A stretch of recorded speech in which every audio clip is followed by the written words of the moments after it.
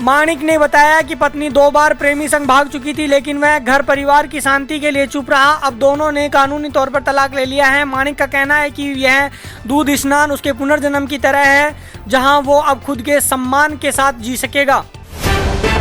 देश की जेलों में उभरता कट्टरपंथ सरकार के लिए खतरे की घंटी बन गया है। गृह मंत्रालय ने सभी राज्यों को निर्देश जारी किए हैं कि जेलों में कट्टरपंथ की गतिविधियों पर तुरंत कार्रवाई करें। मंत्रालय का कहना है कि यह प्रवृत्ति आंतरिक सुरक्षा और सार्वजनिक व्यवस्था के लिए गंभीर चुनौती बन गई है। हाई प्रोफाइल आतंकवादियों से लेकर गैंगस्टर तक जेलों में नए लोगों को कट्टर बना रहे हैं। सरकार ने तकनीकी और कड़ी निगरानी के जरिए इसे रोकने पर जोर दिया है। राजस्थान के जयपुर निवासी प्रकाश जोशी को माली में आतंकी उठा ले गए। वे एक सीमेंट प्रोजेक्ट में बतौर प्रोजेक्ट मैनेजर काम कर रहे थे। 1 जुलाई को प्लांट पर हमला हुआ और 3 भारतीयों को बंधक बना लिया गया।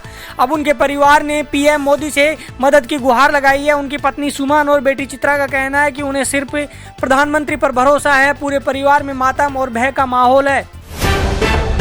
भारत इंग्लैंड के बीच तीसरा टेस्ट रोमांचक मोड़ पर पहुंच चुका है। लॉर्ड्स में भारत को जीत के लिए 135 रन की जरूरत है, वहीं इंग्लैंड को 6 विकेट। भारत ने लॉर्ड्स में अब तक सबसे बड़ा टारगेट 134 रन चेज किया है, वो भी 1986 में, यानी इतिहास दोहराने का मौका है, लेकिन हर रन कीमती होगा। क्या रोहित की टीम कर पाएगी है चमत्कार?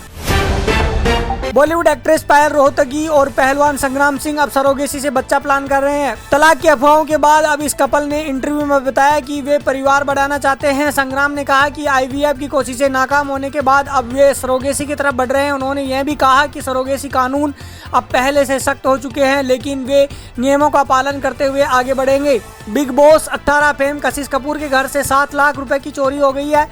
आरोप उनके घरेलू कुक सचिन चौधरी पर लगाए गए हैं, जिसने अंधेरी स्थित घर से यह रकम चुराई। कशिश ने यूट्यूब वीडियो में बताया कि 9 जुलाई को सिंगापुर रवाना होने से पहले वो रकम जमा करने वाली थी। तभी उन्होंने देखा कि लॉकर खाली है। फौरन कुक को रोका गया और पुलिस केस दर्ज कराया गया। तो ये थी आज की सभी बड़ी और जरूरी खबरें तेज रफ्तार में। अगर आप देश दुनिया की हर हलचल से अपडेट रहना चाहते हैं तो जुड़िए 10 न्यूज के साथ। मैं हूं बियाजमान, मिलेंगे फिर एक और बुलेटिन में। तब तक के लिए मुझे दीजिए इजाजत। जय हिंद। नजर सब पर।